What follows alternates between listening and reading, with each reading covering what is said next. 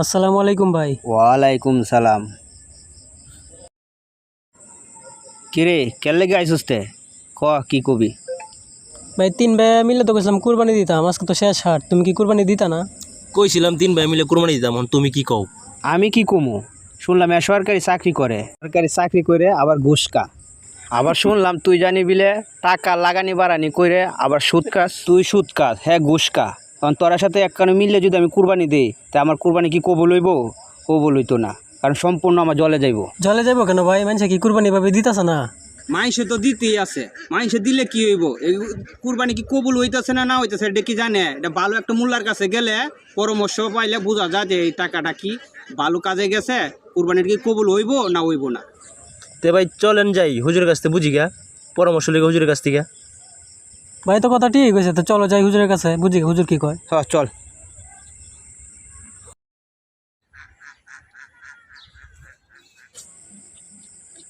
আসসালামু আলাইকুম। ওয়ালাইকুম আসসালাম।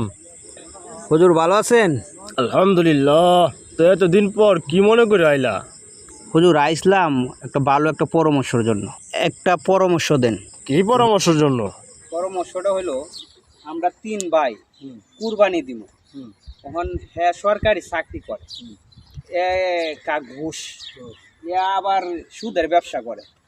তখন আমি তো আল্লাহ দিলে টুকটাক দিয়ে টাকা কামাই, কষ্টের টাকা, আমার টাকার মধ্যে কোনো ভেজাল নাই। কারণ আমার টাকার সাথে আর দুজন যদি শরীক লইয়ে যদি আমি কুরবানি দিই, কি আমার কুরবানিটা কবুল হইব? না, হবে না। এটার জন্য আসলাম, কারণ এটা বিষয়ে আমি জানি না। বিষয়টা হচ্ছে, মনে করো 10 কেজি দুধের মধ্যে যদি 1 ফোঁটা চানা পড়ে, হ্যাঁ। দুধটা কি ভালো থাকবে? না। নষ্ট হয়ে যাবে না? হ্যাঁ। এখন মনে করো তারা যখন সুদ খা, একজনে যখন সুদ খা, একজনে যখন ঘুষ খা, তাইলে মনে করো তোমারটা নষ্ট হয়ে যাবো গা। এখন তারা তাদের বাদ মতো কোরবানি দেখ, তুমি তোমার মতো করে কোরবানি দাও। জি জি হুজুর, এটার জন্য আপনার কাছে আসলাম।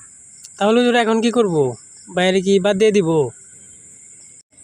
এখন এটা আপনি কোরবানি করতে পারেন, গোশত খাইতে পারেন, কিন্তু কোরবানি হবে না। গোশত খাইতে পারবেন কিন্তু কোরবানি হবে না। আপনি আপনার মতো করে কোরবানি দেন, আর আপনারা আপনার মতো কোরবানি দেন। তো হুজুর আমি কি আলাদা কুরবানি দিব? হ্যাঁ, আপনি আলাদা করে কোরবানি দেন, ও আলাদাভাবে দিবে। ছোট ভাই ল, আমরা 2 ভাই এক লগে দিগা, বড় ভাই আলাদা দিগা। ভাই যাও, আমরা দুই ভাই দিলে বড় ভাই আলাদা দেখ।